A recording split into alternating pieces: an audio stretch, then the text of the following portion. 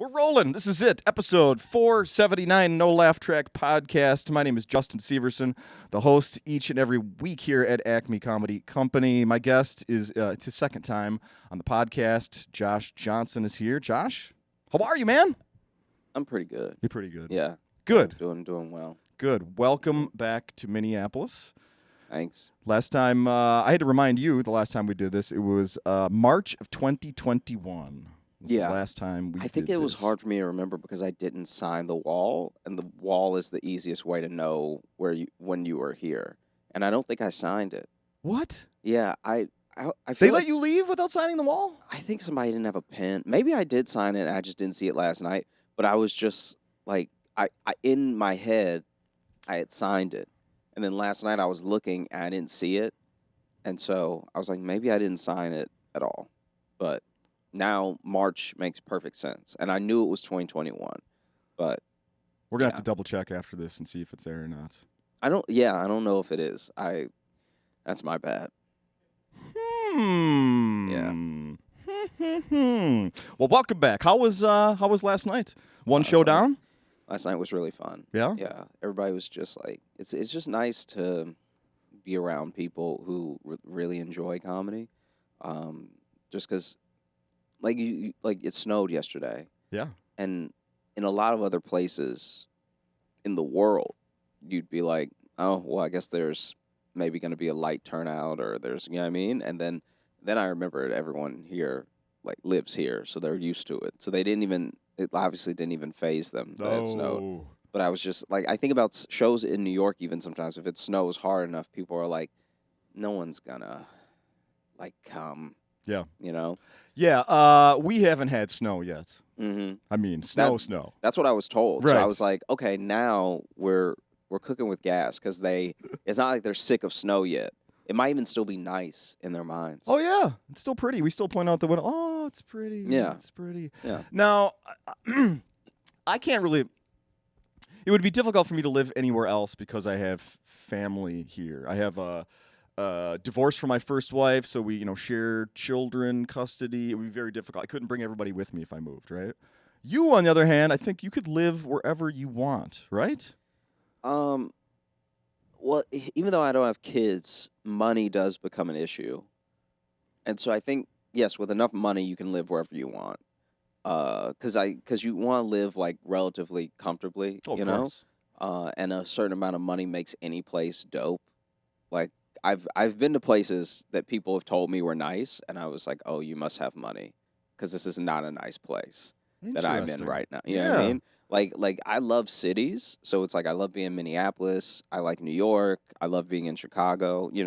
But every once in a while you'll go to a place. Maybe I'll have a show somewhere, and I look around, and from other people's they're like, this is one of the nicest places I've ever been.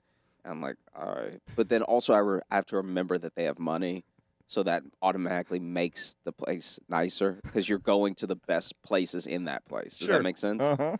Like, there are small towns in Louisiana that are not, like, I would not live there, and I wouldn't tell anyone to live there. But then the people there with money love being there, and they think they love being there because of, like, heritage or whatever. Sure. It's like, no, it's because you have money, because you're eating at, like, the 9 best restaurants whenever you go out, and you don't really think about, like you don't think about grime the way that you do when you're, you know what I mean? Oh, yeah. Like I was having a conversation with a friend, and I was like, you'll be able to tell someone in New York is rich based off if they think New York is clean. I met someone who thought New York was visiting and thought New York was clean, and I was like, wow, I had no idea you were a princess. Like, for you to not see the, like, level of trash that's not hiding. Right. Yes. We're not trying to impress anyone.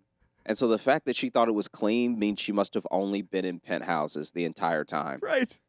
Like, so high up in the air you can't see the trash. Because there's no way. It's under the clouds. You can't see it. I couldn't even believe she said it. I was like, I thought she was joking. Yeah. And then she was like, no, it was, like, really beautiful and really, like, clean. I was taken aback by how clean it was. I'd heard it was so dirty. I was like, it is.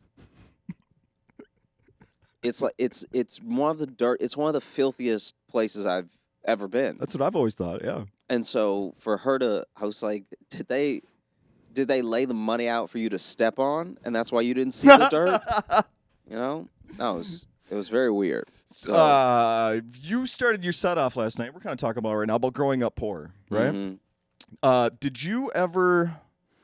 Now, I didn't grow up poor necessarily, like not poor, but I guess lower middle class. I think I would say, and that's kind of like where everybody was. Like, I grew up in the city, not in the suburbs. You know, most families, you know, both parents worked. There's, you know, people weren't going on, you know, fancy vacations and stuff like that. Like everybody had a pretty simple life, right? And then now I live in a neighborhood that is similar to where I grew up, but it's closer to a suburban area. So I guess what I'm getting to is like the rich and the poor kind of intermingle. And my daughter's going to school now in that area, and she has like friends now whose parents have a lot of money. And then they come over to my house and we rent our house. It's like, now we're facing that. Yeah, I mean, I think, well, for me, it was all relative. So I fluctuated. Like, my entire childhood, like, fluctuated. So, like, when my parents were together, I can distinctly remember when my parents were together for a few years there, I at least felt like, you know, we're middle class, you know? And then they got divorced, and my mom got sick and had to, you know, have brain surgery and everything. And, like, thank God that she recovered. But in that interim of her getting back on her feet, we were like, we just did not have money, you know? And so we were living with my grandma, and it was like that was kind of the up and down. And so I think that it also gave me appreciation for like how perception works for the individual and for the people on the outside, because there are some people, I think, who could look at year by year my like childhood when it came to money, just like from an economic standpoint, and be like, oh, you didn't have it that bad. And then there are people who like have also been in each situation where they were like, no, this part was not good. Yeah. Like this specific part was ooh, you know what I mean? Don't want to repeat this part, right? And then like I didn't even really know what like broke, like I didn't even really know what those things were as my own person until I moved to Chicago on my own. Because that was when I was like, oh, okay, there were small things. And also you're a kid, so people are supposed to be providing for you. Right. So there are little things that even if you don't have a lot of money that you take for granted because your mom or your dad or whoever is supposed to get you that thing. Or they can't get it for you. But now because they can't get it for you, you know why you can't have it. It's because they can't get it, right? Right.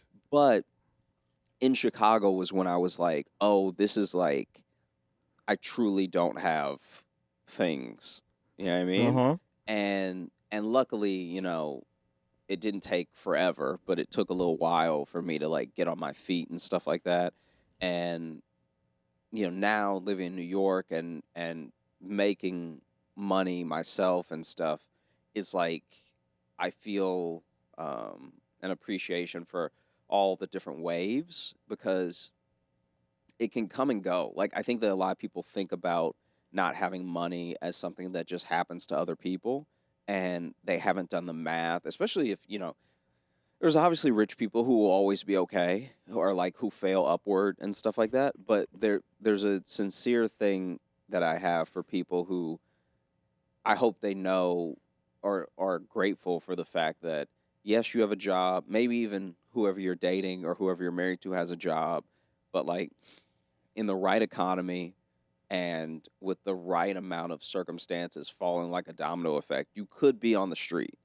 And so I think that it gave me a real sense of like urgency with life, but also a sense of gratitude with like, even if things are just going well for right now, for today, that's amazing, you know, because it could switch, but like no, what's the best way to put it?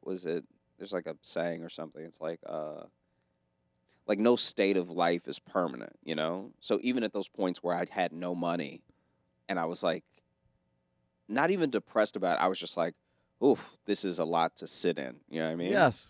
Because you don't have very much entertainment when you're poor. So then there's a lot to sit in and pay attention to. And now looking back on that, being like, it was actually for the best, because now I think I appreciate things. You know what I mean? Like, look, when my parents were together and things were easy, I don't. Also, I was a little kid, Sure. but I don't think that if I had grown up in that, I would have appreciated that it could ever be anything but that, you know? And so watching my mom do her absolute best on her own and like have to like really pinch every penny or be smart with things was like, now I want to be smart with money and, you know.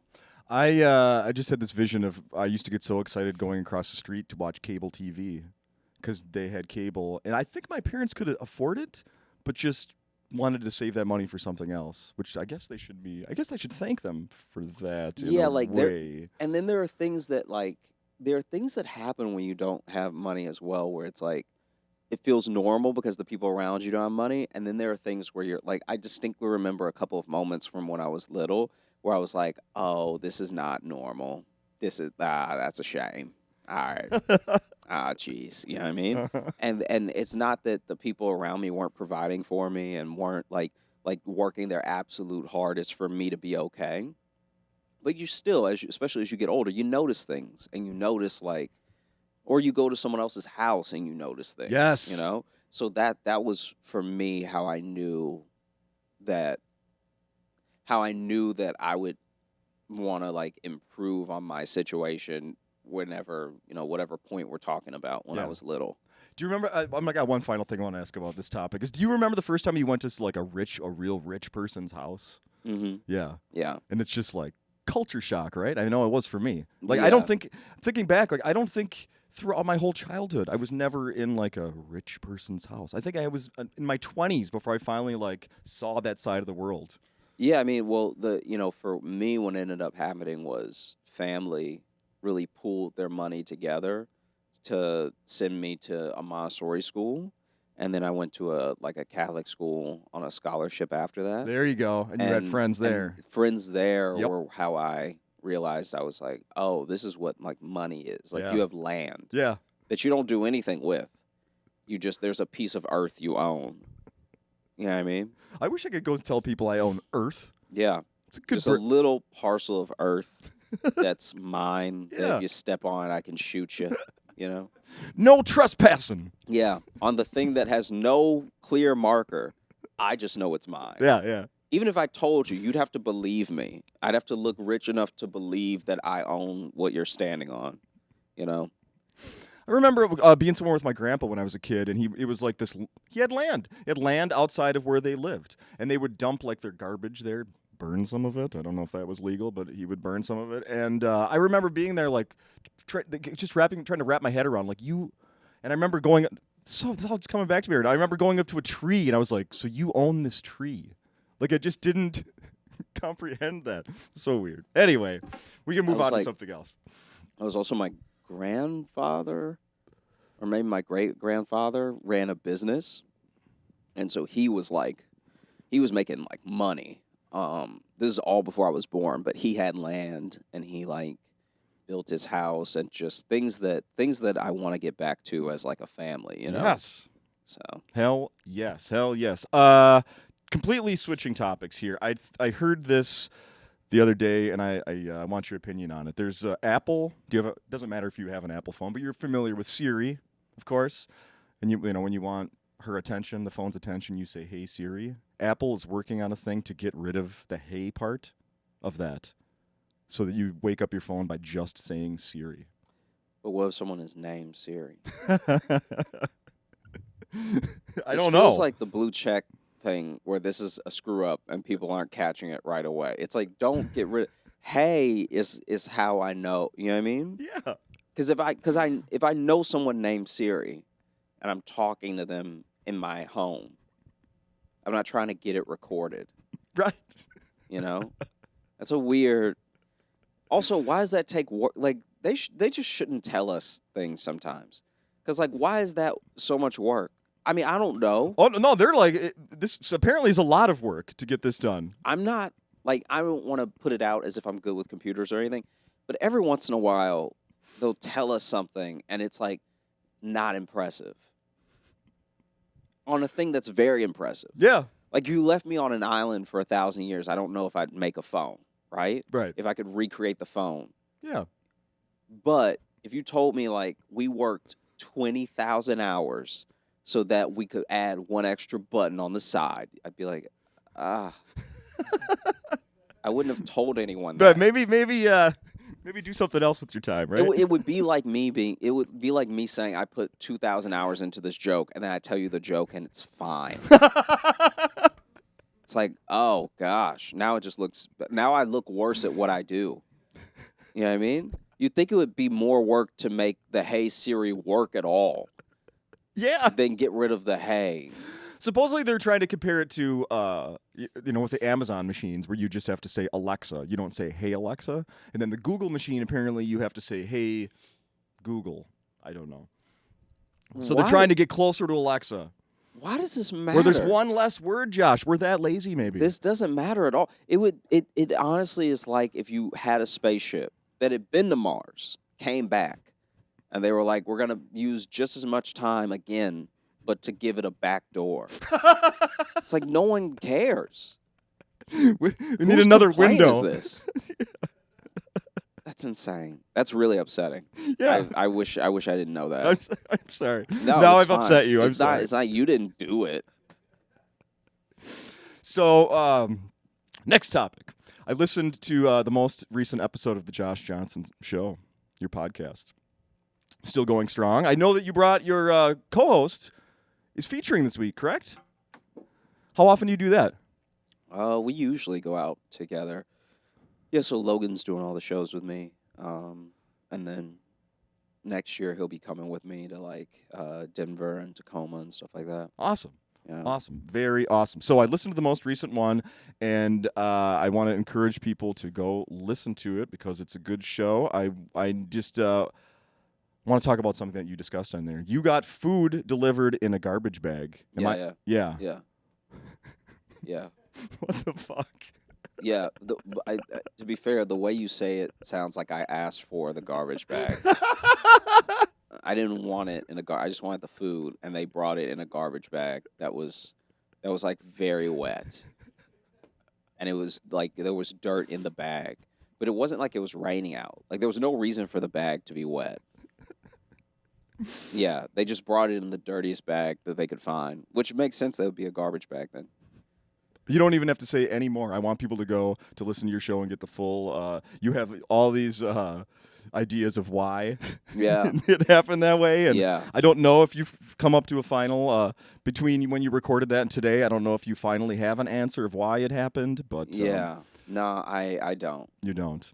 But we call them on the I heard on the episode. Oh, yeah, I heard so it. we call them. So So fun. listen to the podcast to see what they said. Please do. I encourage people to do that. So freaking funny. You did almost an hour last night. Yeah. Well done, sir. Oh, thanks, man. Thanks for. Do you always try to? What's the longest set you've ever done? You think where you've either not been paying attention or you're like, I got so much stuff to talk about. What's the longest you've ever gone on stage? I did like 210 one time. What was the circumstances there? It was like my first special taping, because I was just like, might as well see what like what's worth cutting. So why not do a whole extra hour? Sure. And then we cut Okay. almost all of it. Almost all of it. Yeah. So now, was that good use of your time? Yeah, Yeah. because they were fun. Yeah.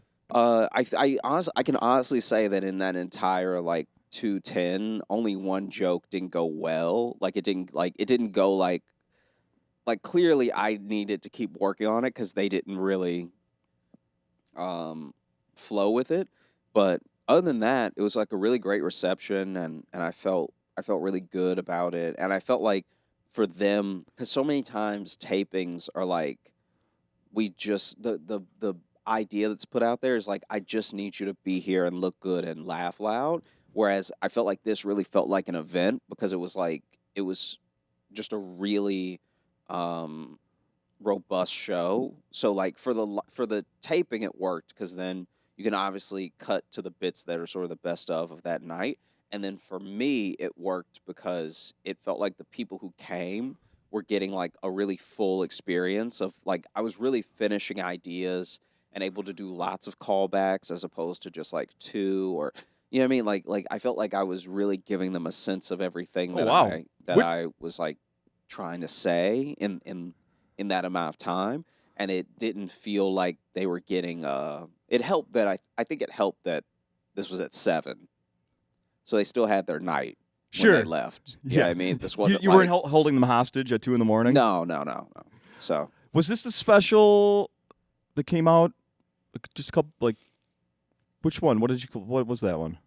it would have been the one that came out in 2021. Yeah. Yeah. Like came out right after, probably a few months after we did the podcast. I think. Yeah, Yeah. yeah, That was yeah. hilarious. I watched it. Yeah. And you yeah. had I don't even know how to describe what you were wearing. Oh, the dashiki? Yes. Yeah. Wow. Yeah. Yeah. That was a Um, great special, man. Thanks, man. Yeah, Yes. it was really fun. And Yeah, they were, came out they were a after great we talked. I audience. remember watching that. Yeah. Mhm. So it was a good time. Awesome. So I want to talk about some other stuff you did since then. You put out a best of album for your podcast. Yeah.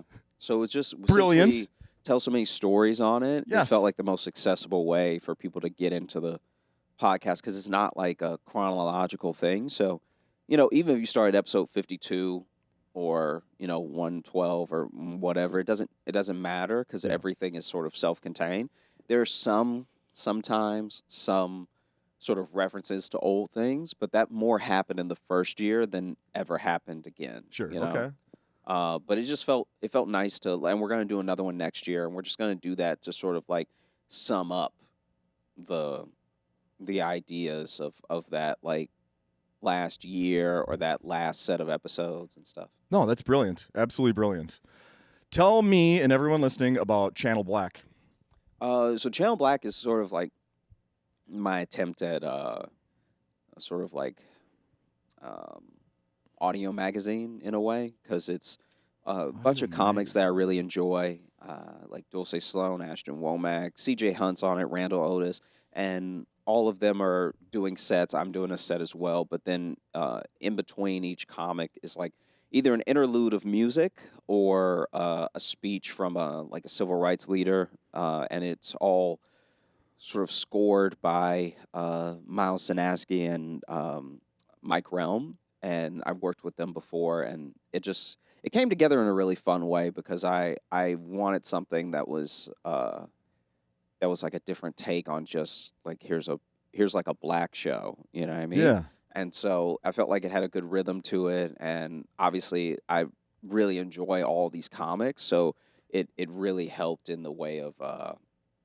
showcasing my friends, Nice. And you're doing a podcast with Dulce now, right? Yeah. We do a podcast called Hold Up, wherever you get your podcast, just like the Josh Johnson Show. Right. And we argue about stuff that really doesn't matter.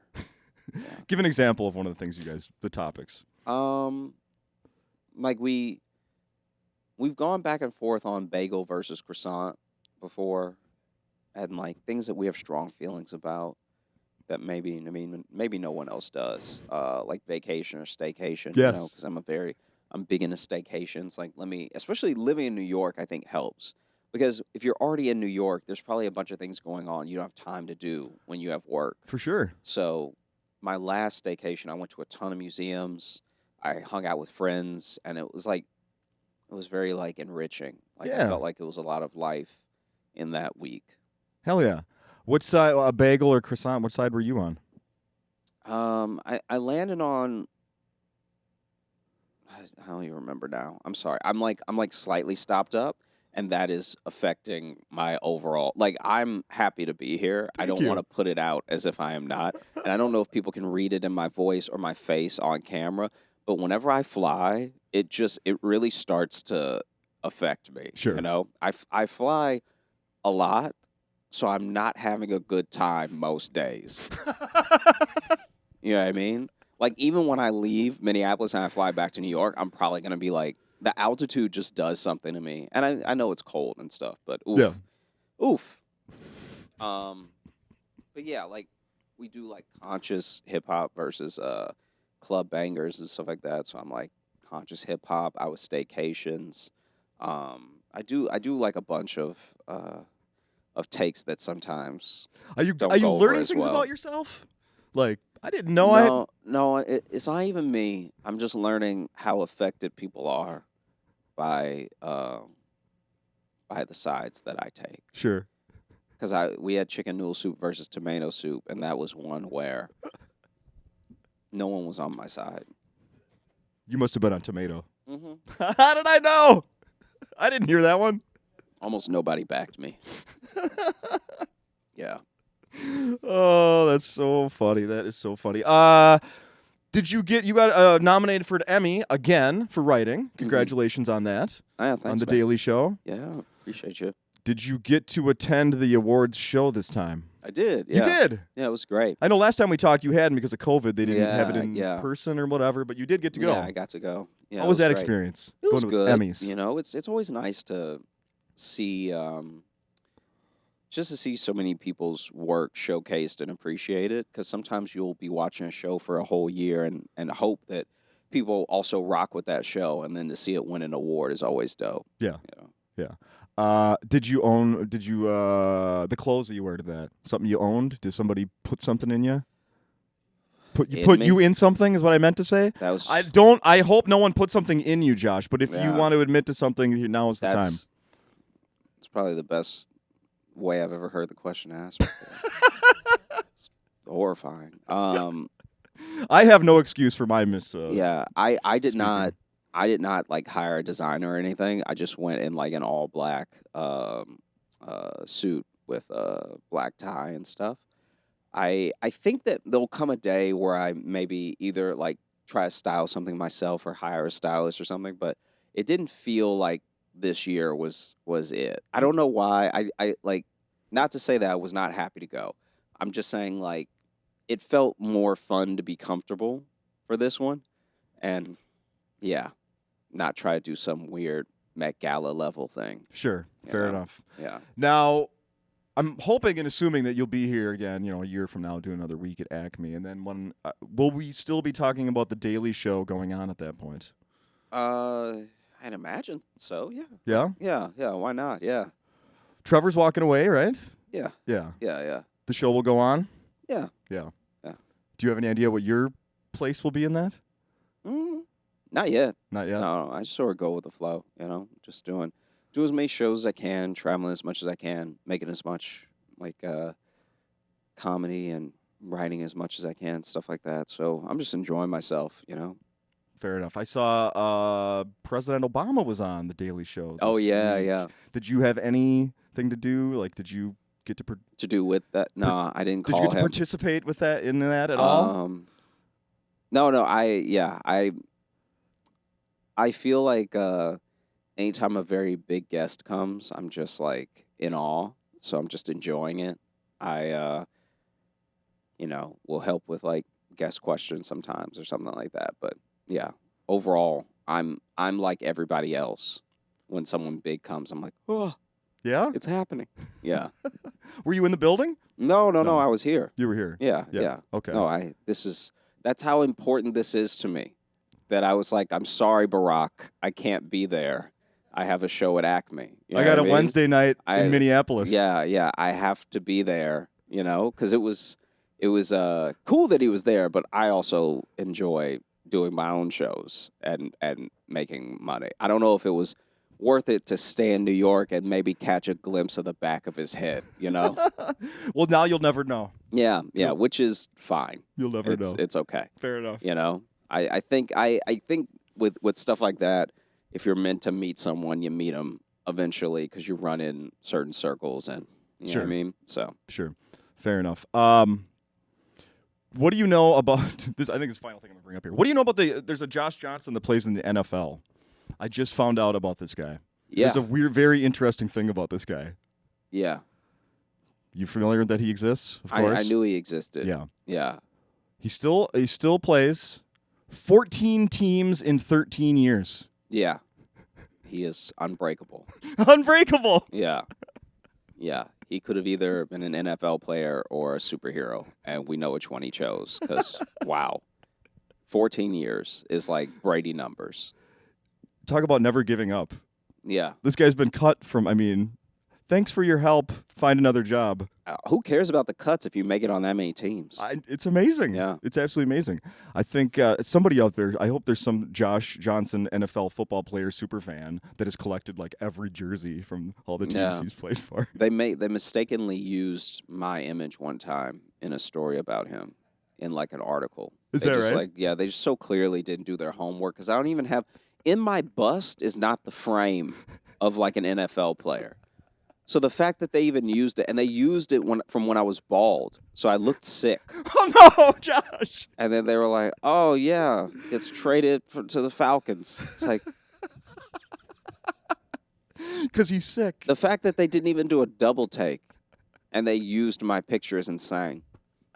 I think it was a Falcons article. It may have not been. I don't know. I mean, we got. I don't want to lie on We somebody. got 14 teams to choose from. So Yeah, it was yeah. one of them. But it was in 2019, I remember, and I was like, "Oh, jeez, I'm paying attention." Hilarious. Let's see. You know what? I want to give attention to one final thing. You also did something called Elusive. Yeah. Give that some attention real quick. Here. So it's a comedy music mixtape. So I produced a bunch of the songs on it. So it'll basically be like 2 jokes in a song, 2 jokes in a song, and the song usually helps finish the idea that the jokes are about. And I made it in the pandemic and stuff. I had friends and made friends with, a bunch of different artists, and that's the first time I worked with Miles and Mike, and got to learn a little bit about production from them, the little bit that I know. Okay. And then plan to do another one next year. So Okay, that's what I was just gonna ask. So people are digging that?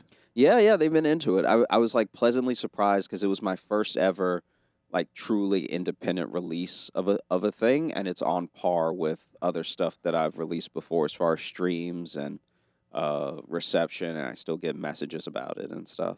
Interesting. On Apple Music, on my app, when I was looking those up, for Channel Black, underneath it, it describes it as R&B soul. Oh yeah, Did you know yeah. that?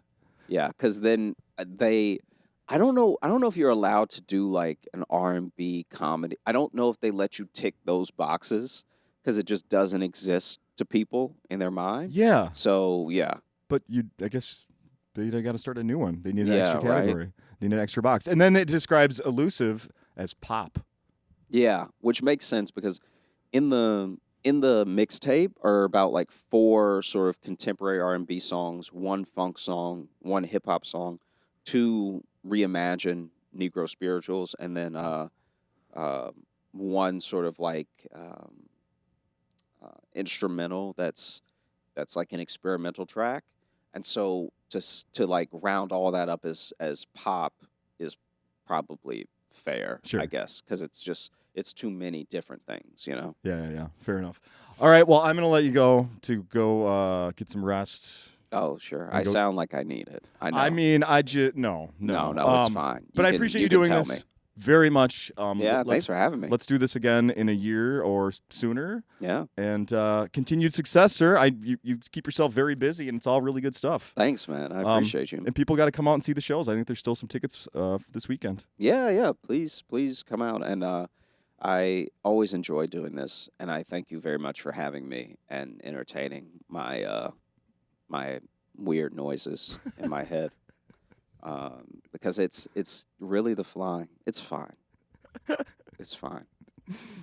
My Because pleasure. I can't drive, so it's like I have to fly. Yeah. And it's also too far to drive. It like makes a whole weekend take up so much longer if you try to drive everywhere from everywhere. So, you have to fly. But wow. I'm gonna throw out an idea for next year. Yeah. Move here. I do feel like it would make the show then, if I was here all the time, less special. I think that I think people would get used to me, So it's best that I keep my distance and like what is it they say about the whole like absence makes the heart not think that you're annoying. Yeah, you nailed it. Yeah. Thank you. Yeah. Thank you.